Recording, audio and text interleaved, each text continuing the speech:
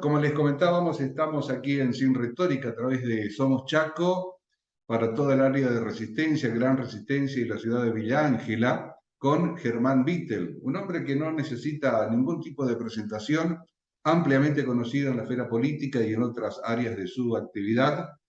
Y queremos conversar con él, pedirle su parecer, su punto de vista, su reflexión sobre lo que está sucediendo hoy en materia política, justamente en la Argentina. ¿Cómo estás, Germán? Gracias por aceptar la invitación. ¿Cómo estás? Eh, un gusto, un placer, Pedro, reencontrarme con vos a través de este medio y bueno, y con toda tu audiencia. Ujú. Realmente un placer, hace mucho no teníamos el gusto de vernos. Es cierto. Situación en la que nos puso lamentablemente la pandemia a muchos, pero bueno. Ujú. eh, bueno, con respecto a lo que vos me decías, y es una obviedad, digamos, todos sabemos que estamos atravesando una situación muy difícil en nuestro país, algunos con una opinión interesada desde el punto de vista político, me refiero a los sectores que son opositores al gobierno, por Ujú. supuesto que hacen hincapié en la mala gestión del gobierno y en determinados aspectos políticos, porque nosotros sabemos que el año que viene se avecina un año electoral y bueno, este, se va a poner en juego nada más y nada menos nuevamente que la presidencia de la nación. Pero eh, a ningún argentino escapa de que más allá de las críticas que se le puede hacer al gobierno de Alberto Fernández, es justo decir de que Alberto Fernández le tocó, como a veces se dice, ese dicho popular, bailar con la más fea. Recibió un país con una situación económica ya muy comprometida, con una deuda y con plazos de vencimiento de deuda contraídos por el gobierno anterior que eran impagables. Bueno, había que negociar esa deuda y si eso no fuera poco, al poco tiempo a asumir, eh, allá por marzo del 2020 se desata esta pandemia mundial del COVID, donde eh, puso en vilo a todas las economías mundiales y bueno, las consecuencias de esa circunstancia, sumada a las consecuencias de lo que está pasando en la guerra entre Rusia y Ucrania, hacen de que el panorama económico a nivel mundial se encuentre fuertemente sacudido y fenómenos inflacionarios y inestabilidad financiera en países donde no podíamos pensar, digamos, los niveles de inflación de Alemania, Claro. los niveles de inflación de Estados Unidos y demás. Entonces, en ese contexto de un país complicado, de un mundo complicado y un país como el nuestro complicado, eh, yo creo que nos encontramos en una situación difícil. Nosotros, y yo hablo, digamos, hablo como un justicialista más, como un peronista más, eh, fuimos muy críticos con respecto al acuerdo que se llegó con el Fondo Monetario Internacional, en el sentido de que si bien todos sabíamos de que había que hacer ese acuerdo, lamentablemente el exministro Guzmán no llegó a un acuerdo con quitas, por ejemplo, de las sobrecargas en intereses que se le aplican al país por el nivel de endeudamiento que nosotros construimos, Ujú. contrajimos con el fondo, y en cuanto a los plazos, en cuanto a evolución de deuda y esta espada de Damocles que tenemos con las revisiones trimestrales que si el informe es negativo y al fondo así toma la decisión, nosotros automáticamente entramos en una situación de default. Ujú. Todas esas circunstancias crean un clima de mucha inestabilidad política, inestabilidad económica, y creo que eso se refleja en el comportamiento del dólar, el dólar marginal, del riesgo país y una serie de variables que hacen de que nosotros estemos pasando los momentos críticos que estamos pasando. Ahora, Germán, ¿es posible para quienes están en el Partido Justicialista hace tantos años conociendo su formación, su ideología, sus tendencias, sus distintos colores, que pensar que esto, con la inclusión de Fernández y de Cristina en una misma fórmula, no iba a suceder? Eh, Mirá, yo sinceramente te digo, eh, yo hubiese preferido, digamos, un candidato con otro perfil, eh, Ujú, no necesariamente Alberto Fernández. Pero también es cierto, yo creo que eso fue un poco lo que evaluó Cristina Fernández, de que eh, eh, compañeros de los perfiles, digamos, de Alberto Fernández, una persona dialoguista, una persona conciliadora, era lo que en ese momento necesitaba el justicialismo como candidato. ujú. Yo creo que en este momento, con la designación como superministro, por decirlo así, de Sergio Massa, también se busca una persona con ese perfil para de alguna forma dar confianza a los mercados y que nosotros salgamos de este clima de inestabilidad. Eh, Vos sabés muy bien, digamos, si alguna vez tuviste oportunidad de leer la doctrina justicialista, siempre el justicialismo lo que trata de propugnar es una política de equilibrio, o sea, evitar el tema de los extremos. Equilibrio, digamos, entre los intereses individuales, los intereses colectivos, entre los intereses individuales y los intereses económicos. Nosotros hablamos de poner la economía al servicio del bienestar social, ¿no es cierto? Así que todo lo que sea política confrontativa que nos lleve a profundizar esa famosa grieta de la que tanto se habla, no le hace bien, digamos, al gobierno y tampoco condice con lo que es la doctrina justicialista. Ujú, Eh, lo que pasa es que, bueno, en Argentina, viste, siempre fue este tema entre unitarios y federales, peronismo, antiperonismo, ujú. y no nos fue bien así. O sea, Ahora, creo que es momento de desandar ese camino claro. y que nosotros podamos de alguna forma llegar a conciliar eh, en objetivos comunes entre lo que es el justicialismo que está en el gobierno y lo que es la oposición. Claro. Pero para eso también no solamente tiene que abrir camino y tirar lazos el gobierno, sino también una oposición que se presenta también como una oposición muy virulenta, con críticas muy encarnizadas, y que por ahí, en mi opinión, digamos, como que no la veo muy dispuesta a colaborar, sino a profundizar esa diferencia por esta cuestión del que te decía precedentemente yo, de que estamos en el 2023 en un año electoral.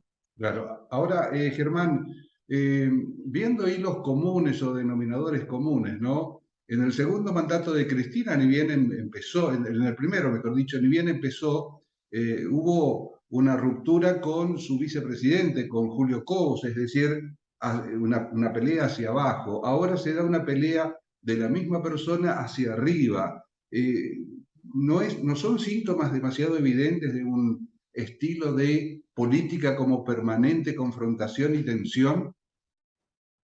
Bueno, mira, en ese entonces, vos recordarás la tensión que se produce con Julio Cobo es precisamente con la famosa 125 y el Ujú. enfrentamiento con el tema del campo y las retenciones.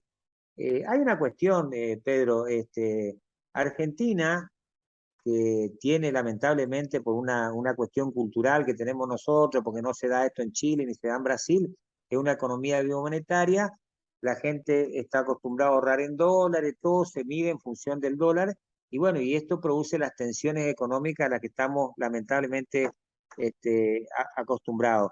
Eh, Al no producir esos dólares, la única posibilidad de que nuestro Banco Central tenga los dólares necesarios para a su vez venderlos a quienes necesitan insumos para producir, el sector de la industria y demás, es a través del tema de las retenciones o los famosos derechos de exportación. Entonces, estas tensiones con el campo van a ser lamentablemente una cuestión corriente Claro, pero yo me refería, en la Germán, Argentina.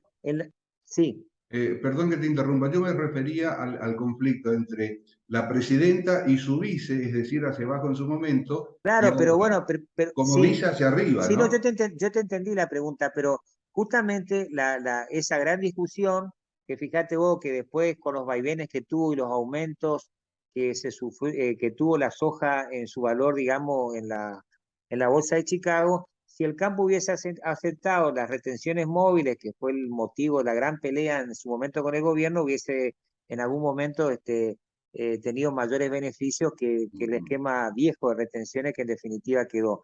Pero bueno, esa tensión siempre fue una tensión de tipo política. La tensión que se viene dando en estos últimos tiempos y que de alguna forma quizás veo yo que se está zanjando con la designación de Massa, donde veo que hay un acuerdo entre las tres patas, digamos, lo que es el Frente de Todo, que es Alberto Fernández, Cristina Fernández de Kirchner y Sergio Massa, es que Cristina venía viendo, se me hace a mí, primero yo creo que eh, no estaba realmente al tanto del acuerdo que se iba a firmar con el Fondo Monetario. Creo que no estaba de acuerdo. Yo creo que inclusive el ministro Guzmán y el mismo gobierno tenía expectativa de conseguir condiciones más ventajosas. Y nos fueron llevando a un punto donde decir, bueno, esto es lo que hay para firmar, lo toman o lo dejan tuvimos que terminar firmando un acuerdo que, te vuelvo a repetir, y por análisis de economistas, yo no sé de economía, pero si vos lo escuchás a Claudio Lozano y a varios economistas, es un acuerdo muy gravoso para Argentina, sobre todo cuando nosotros teníamos para cuestionar varias cosas. Primero, de que la deuda no había pasado por el Congreso, que el Fondo Monetario nos había prestado violando su propio estatuto, que se podía haber esgrimido para negociar en mejores condiciones la doctrina que hay a nivel internacional de lo que planteó Rodríguez Sáenz, la deuda odiosa y demás. Pero bueno, las diferencias no son, digamos, las disputas palaciegas del palacio, digamos, sino son diferencias políticas. Primero, en la forma que se negoció con el fondo, y la expresión de esa diferencia se ve cuando Máximo Kirchner termina votando en contra de ese acuerdo porque no se estaba de acuerdo. Y bueno, son diferencias políticas. Yo creo que el talón de Aquiles que tuvo siempre este gobierno fue la Secretaría de Comercio Interior, donde nosotros nunca le pudimos poner cascabel al gato al tema de la inflación. Cuando nosotros sabemos de que son 7 u 8 empresas las que manejan la distribución de alimentos del país y que acordando con esas empresas, esas mismas empresas son generadoras de inflación porque son las formadoras de precios. Entonces, el gobierno nunca pudo de alguna forma solucionar ese tema que crea zozobra en los sectores más humildes de la población y un alto costo político para el gobierno, independientemente de la cuestión de la deuda. Entonces, esas diferencias son diferencias políticas, que ojalá esas diferencias políticas se zanjen de alguna manera, que yo creo que sería lo conveniente para todos, con la designación de Sergio Massa, que tiene otro vuelo político que no lo tenía evidentemente Silvina Batakis.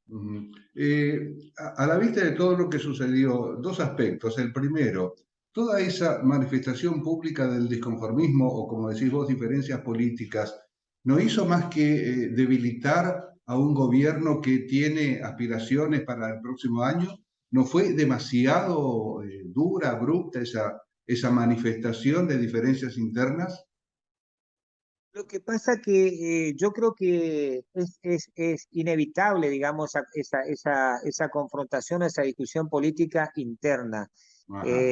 Porque si nosotros no corregimos el rumbo en varios aspectos y tratamos de alguna forma solucionar, como yo te decía, parar el tema de la inflación, tratar de evitar, digamos, la disparada del dólar, que tengamos una economía más previsible y demás, nosotros irremediablemente no creo que tengamos un buen desempeño electoral en el 2023. Entonces, justamente esa diferencia se plantea entre el vicepresidente y Alberto Fernández, porque si nosotros no solucionamos estas cuestiones que preocupan a la población y que seguramente no nos van a acompañar con su voto, porque convengamos que después de lo que fue el macrismo, había en los sectores populares fundamentalmente y las clases medias una expectativa muy grande de que veníamos para mejorar su situación y no para empeorar su situación económica. Y la verdad que hoy en día la gente está pasando un momento muy difícil, porque bueno, los ingresos no alcanzan ni para cubrir la canasta básica familiar, ni para cubrir servicios y demás. Entonces, esta discusión interna que se da, si no se da, no se daba, digamos, para modificar algunas cosas y cambiar el rumbo, nos iba a llevar a una derrota electoral en el 2023 seguramente, o irremediablemente. Entonces, eso es lo que de alguna forma se trata de corregir y de plantear diferencias con respecto a la conducción de algunos funcionarios del equipo de Alberto Fernández. Ahora, Germán, se supone, ¿no? Por lo menos en la teoría, que la economía forma parte de la política y debe estar supeditada a los aspectos políticos. ¿Massa llevaría alguna forma diferente a las directivas políticas que deberían emanar de la presidencia?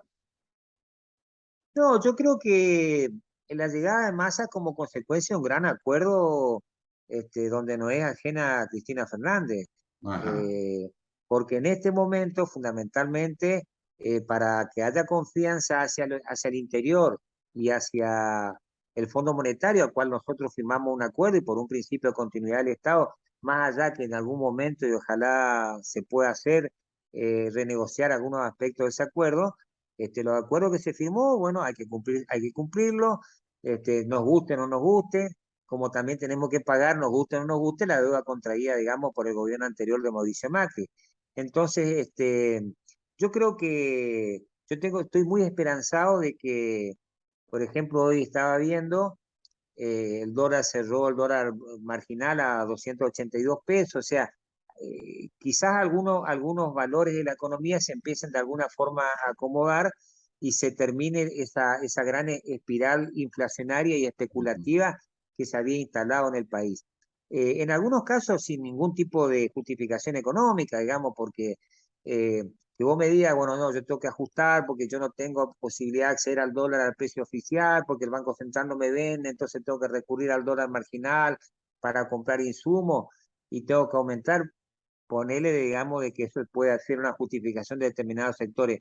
Pero gente, digamos, que produce en pesos y consume, los insumos son en pesos, hay remarcaciones que han tenido el 400, el Pero 500% que terrible, no sí. tiene ninguna justificación del punto de vista económico y manifiesta una tremenda vorágine de ciertos sectores de empresariado que piensa únicamente en su beneficio y no en la situación de la población en general. Otro aspecto que te quería consultar, ¿no? El tema de las coaliciones políticas o solamente electorales, gubernamentales, en un programa definido que definió el rumbo de la Rúa y que define en gran parte el rumbo de este gobierno. ¿Habría que replantearse anteriormente a las elecciones ese formado de coaliciones o esa formación de coaliciones? Yo creo que el Frente de Todo va a seguir con la composición de los partidos políticos que lo conforman.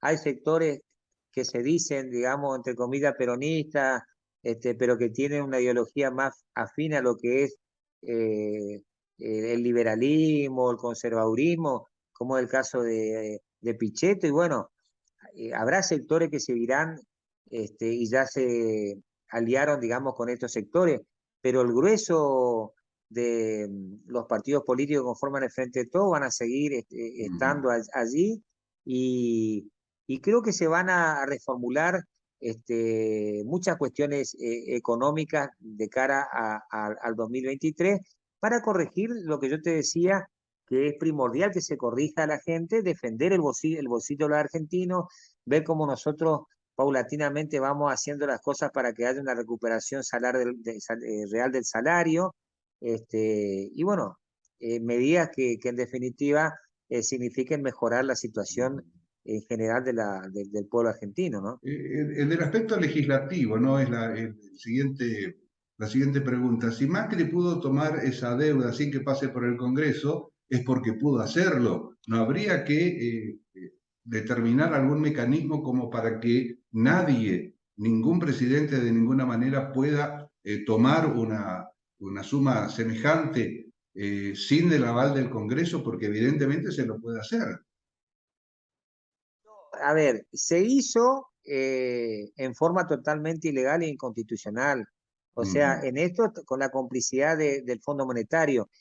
El Fondo Monetario, y todos sabemos que esto fue así, apostó a través de los votos determinantes de los Estados Unidos, que son los que mayor poder de decisión tienen dentro del directorio del organismo, porque el expresidente Trump quería la continuidad de un gobierno que él pensaba que era afín a las políticas o las geopolíticas para Latinoamérica de Estados Unidos. Entonces, eh, eh, se prestó una cantidad exorbitante que nunca en la historia del organismo se le prestó a ningún país, Ujú. eh, sabiendo, es profeso de que ese dinero que iba a ingresar después iba a fugarse, porque nosotros sabemos que todos esos capitales golondrinas que hacían la famosa bicicleta financiera, ponían la plata en las LELIC, cobraban, digamos, después suculentos intereses, los cambiaban a dólares, porque no había una política de control cambiario, y bueno, y se fugaron 44.000 o 50.000 millones de dólares. Entonces,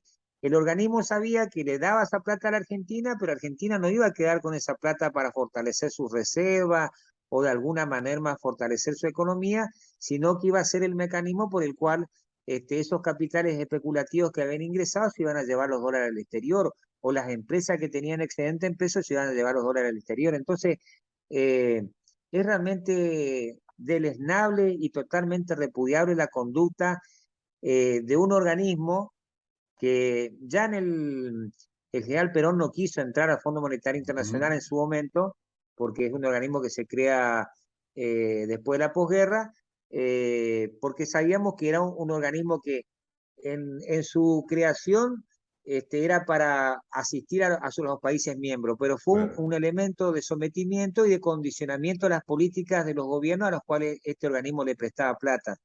Gracias a Néstor Kirchner nosotros pudimos salir de ese organismo, y gracias al desendeudamiento que tenía Argentina cuando asume Macri en el 2015, se puede Se pudo volver a tomar. endeudar como se endeudó, y bueno, y pasó lo que pasó. Entonces, hay mucha hipocresía por parte de la oposición cuando critica la actual situación económica y no asume de que ellos son parte responsable y en gran medida de lo que está pasando, ¿no? Germán, ya prácticamente en el final de la charla, sin intentar hacer futurología, ¿no? Pero para el año que viene, ¿cuál crees que sería el perfil que la mayoría de la gente estaría esperando en un candidato o una candidata a presidente? Algo más, más equilibrado, como decías hoy, sin los extremos que por ahí manifiesta la misma Cristina o Milei, por ejemplo. ¿Se fijaría en quien aparezca como más moderado? Yo creo que la gente, mira, la gente en ese sentido no quiere, puede haber determinados sectores de la población y sobre todo sectores juveniles que no conocen mucho la historia del país, que Ujú. se dejan seducir, digamos, por este discurso extremista de personajes como Javier Milei. Pero la mayoría de la gente, yo creo que quiere un candidato de la moderación. A la gente no le gusta la pelea, Ujú. la gente lo que quiere es vivir tranquila, trabajar y lo que gane el alcance para vivir dignamente. Yo creo que todos apostamos a eso. Y seguramente el justicialismo o el Frente de Todos, no sé quién puede ser, pero va a apostar a un perfil de esas características. Ujú. Como en su momento Cristina creyó en Alberto Fernández ver un candidato de esas características. A mí Ujú. se me hace, y esto no es hacer futurología, se me hace por una cuestión de lógica elemental, si Sergio Massa le va bien en su gestión económica, quizás tenga grandes posibilidades de ser el candidato, no el único candidato, porque va a haber varios candidatos y enhorabuena que así lo sea, porque no me quiero olvidar de que nuestro compañero Capitanía acá en el Chaco, digamos, también Ujú. tiene sus aspiraciones, como las tendrá otras.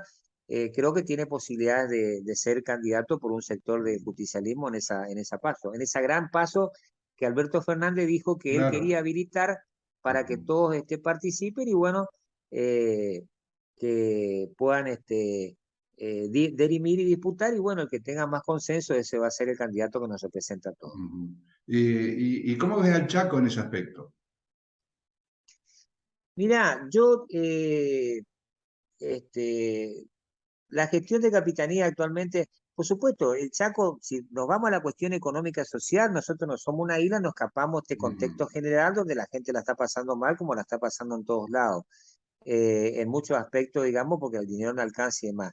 Pero lo que yo siempre veo en las gestiones y que son un signo característico de Jorge Milton Capitaní, y creo que nadie puede decir lo contrario, es que es una persona que constantemente está creando infraestructura en electricidad, en caminos, en agua potable, siempre apostando a generar las condiciones de infraestructura necesarias para la erradicación de nuevas industrias en el Chaco. Y esta gestión de él no es la excepción, digamos, porque se siguen haciendo rutas en el impenetrable, se siguen mejorando caminos, se siguen aumentando la capacidad energética. Ojalá nosotros podamos, que eso también es una de las cosas que quedó trunco con el macrismo, porque si nosotros se hubiese cumplido el tema del gasoducto del norte, que era proyecto que ya tenía financiamiento por parte del gobierno de Cristina Kirchner, nosotros tendríamos la posibilidad de tener gas natural a nivel domiciliario y a nivel industrial. Claro. Bueno, ojalá el Chaco pueda contar con esa capacidad energética, porque eso nos haría una provincia competitiva para la erradicación industrial, ¿no? Germán, muchísimas gracias por tu tiempo. Queríamos tu punto de vista. La pandemia nos imposibilitó encontrarnos. ¿Cómo pasaste la pandemia? ¿Cómo estás de salud? No, bien, mira, el año pasado, bueno, tuve una complicación que me llevó a estar un tiempito en el hospital italiano Ajá. en Buenos Aires, pero superé eso ¿Estás perfectamente. bien? Y bueno, Mm. eh, eh, me reencontré este sábado, nos comimos con un amigo un rico guiso de lenteja después Ujú. de 3 años que no nos veíamos, porque Claro, es increíble cómo nos dejamos de ver con nuestros amigos por tanto tiempo. es Y cierto. bueno, así que bueno, hay mucho para recuperar en ese sentido y reencontrarnos con gente que uno quiere mucho, ¿no? Muchísimas gracias, Germán. Mucha suerte en todo lo que emprendas y como siempre, estamos aquí en Sin Retórica como para reflejar tus puntos de vista que siempre son valiosos. Muchas gracias, ¿eh? Muchas gracias a vos, Pedro, y mayor de los éxitos, como siempre. Y vos sabés que te quiero mucho, nos conocemos hace muchos años. Es cierto. El agradecido soy yo de que te hayas acordado de mí de hacerme esta nota. Muy amable, ¿eh?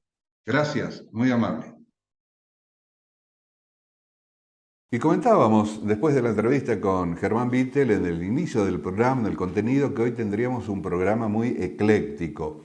Y justamente uno de los temas que vamos a presentar ahora nada tiene que ver con los anteriores, pero sí tal vez se pueda relacionar con el estado de ánimo de muchísima gente, de gran parte de la población, y que está referido al tema de la depresión y la tristeza. Que hemos conseguido un material del licenciado en psicología Walter Rizzo, es argentino, está radicado en Colombia desde hace mucho tiempo, es autor hasta el momento de 12 libros que tratan diferentes aspectos que afligen al hombre, a la mujer en esta sociedad. Hoy, con estos dos temas, la depresión y la tristeza. Escuchemos. Hola amigos y amigas, quiero que veamos hoy la diferencia entre tristeza y depresión porque puede ser muy útil.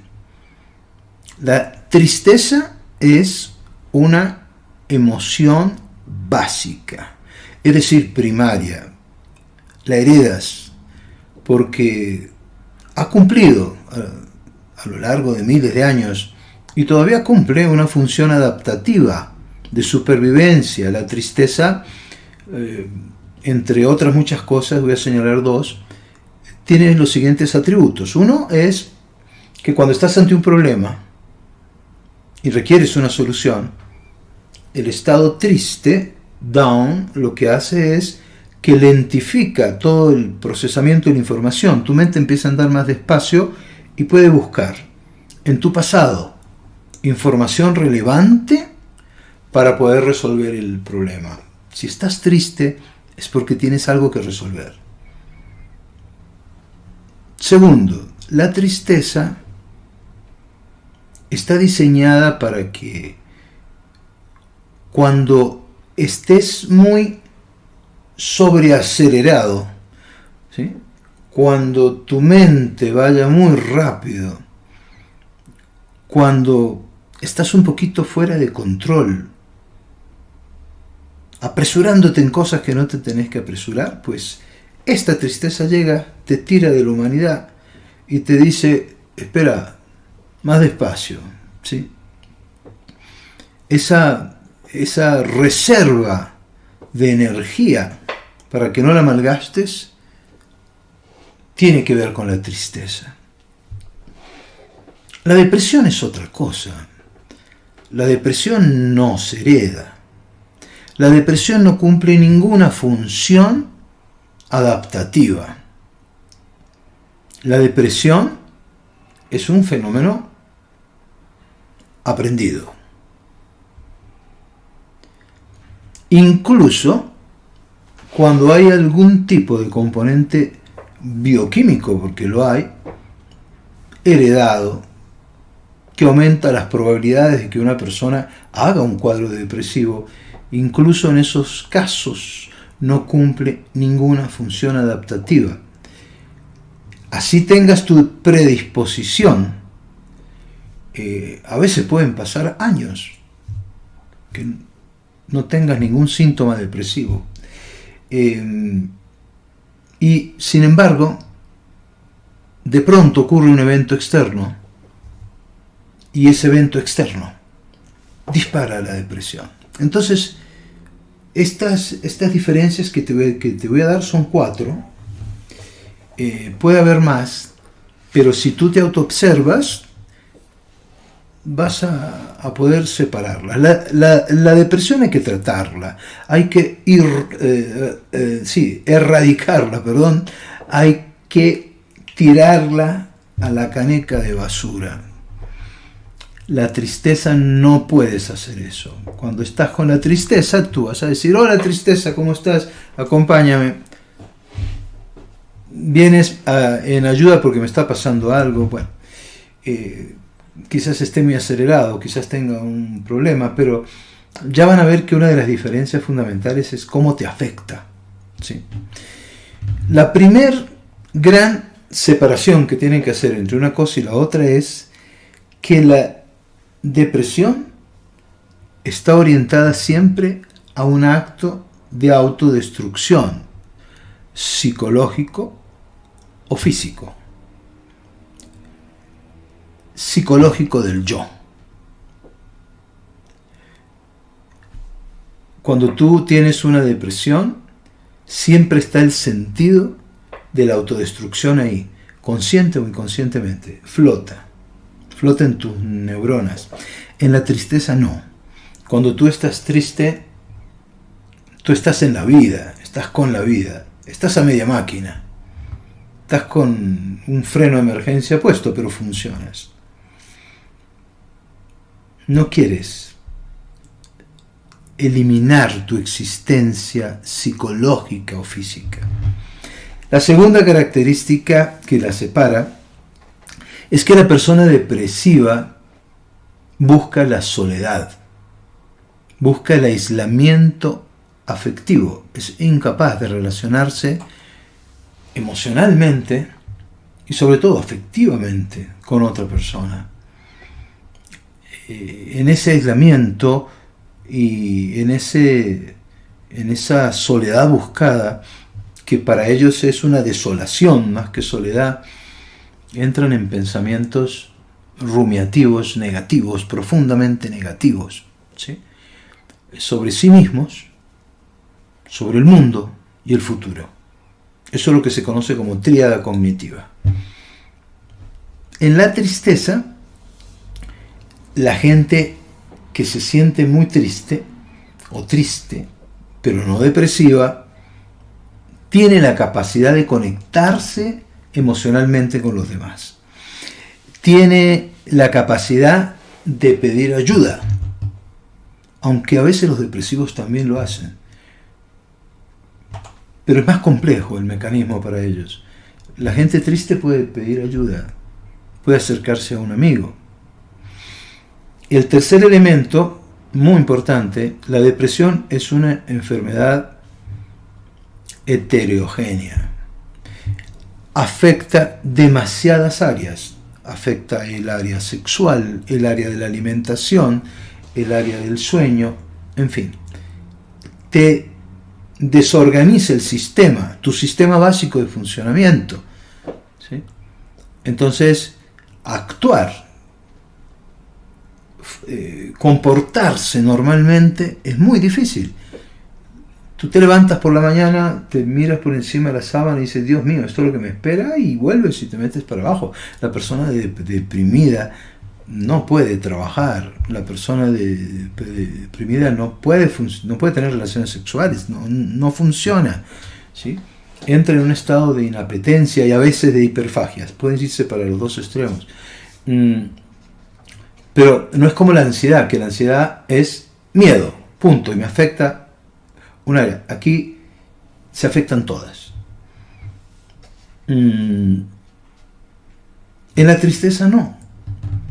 En la tristeza tú puedes funcionar, como decía ahora, con el freno de emergencia puesto, pero la persona que está triste va a trabajar, lo puede hacer con algún esfuerzo, pero lo hace, puede tener relaciones sexuales, come relativamente normal, puede tener un sueño normal, en fin, en los depresivos el sueño puede ser hipersomnia, ¿sí? O insomnio, se pueden ir para los dos extremos.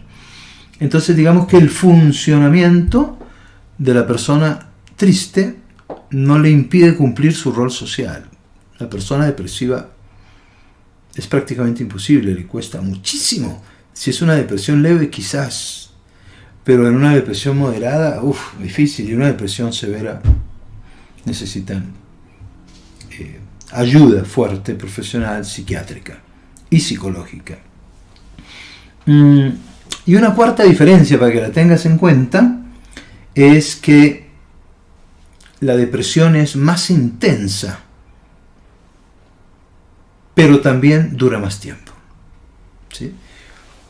Algunas investigaciones muestran que en 6 meses hay una especie de remisión espontánea, ¿sí?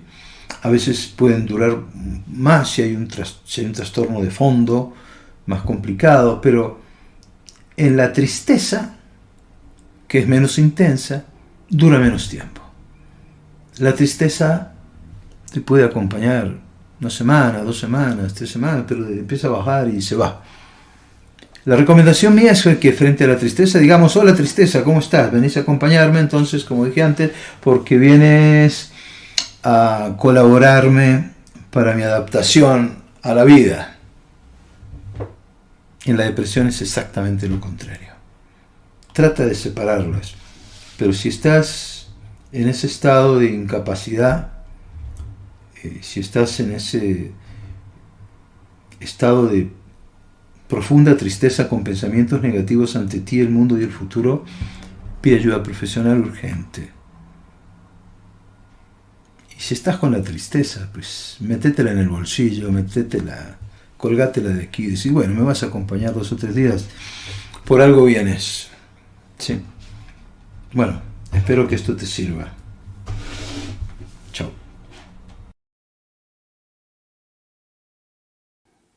Y ya en el final de nuestro programa vamos a presentarle un documental referido a los incendios en los esteros del Iberá que afectaron a gran parte de esa área protegida de la provincia de Corrientes, pero que también nosotros lo vivimos aquí en la provincia de Chaco en diferentes circunstancias.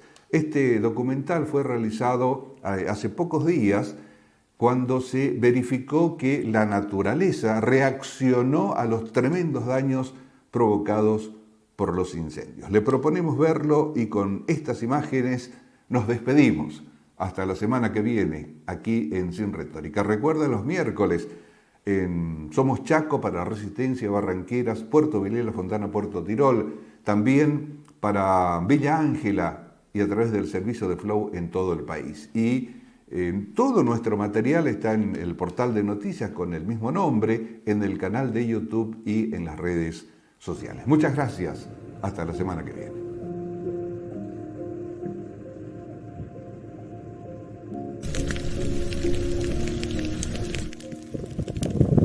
Esto, que ahora es todo estero y hay agua, todo ceniza era. Esto se quemó todo, literal, de los 2 lados.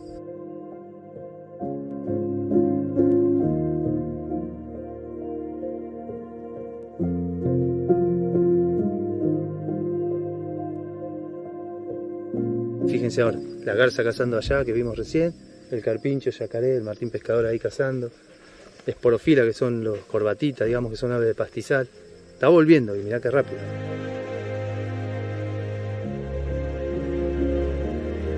Acá particularmente el fuego venía quemando por el estero, que normalmente o históricamente eso nunca se quemó.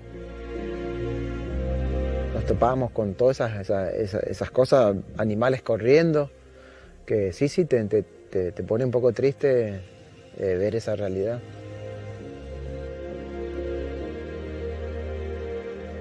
Ver a los brigadistas y que los brigadistas mismos que están acostumbrados a ver fuego, que trabajan en eso, te digan, sacar los bichos porque esto se va de control, a esto no lo podemos controlar, eso ya daba como miedo, mucha desesperación.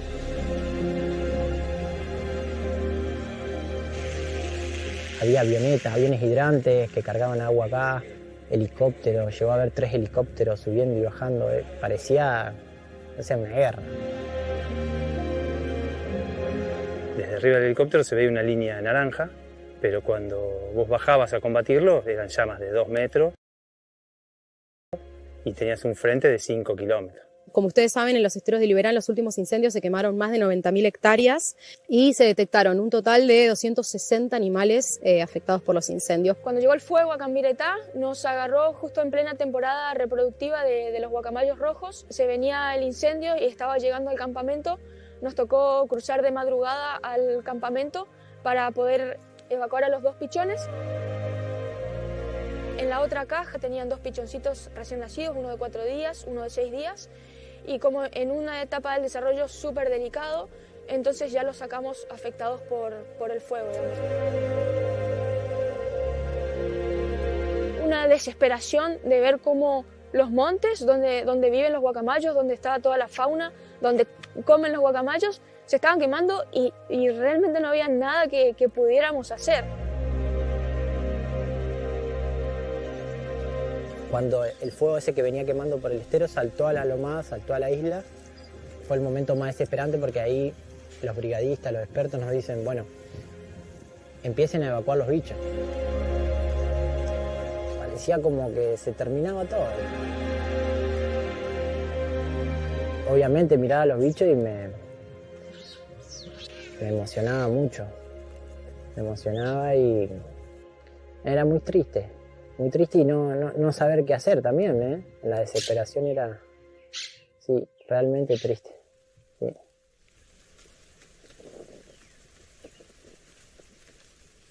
Desde el principio dijimos, lo único que le va a parar a esto es que se ponga a llover ahora mismo. Justo ese día que se venía el fuego, empezó a llover y bueno, nada, una alegría tremenda, festejamos, no, fue impresionante.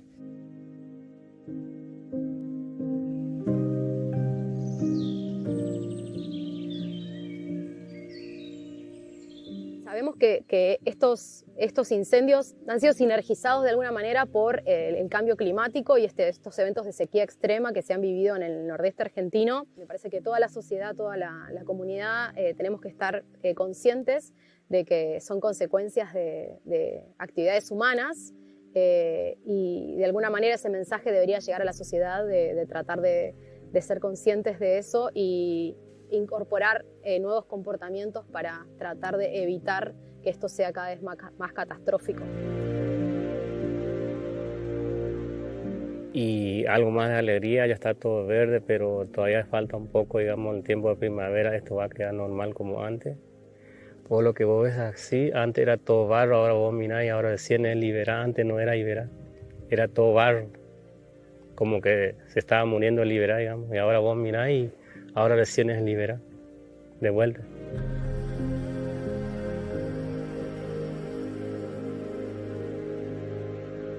Creo que hoy más que nunca podemos decir o darnos cuenta de la importancia que tiene trabajar con especies que se consideran regeneradores de monte. Trabajar con esa especie y obviamente con todas las especies claves con las que se trabaja va a hacer que el ambiente sea todavía más resiliente y que después de catástrofes como esta, el ambiente se pueda recuperar mucho más rápido porque el ecosistema está completo, digamos.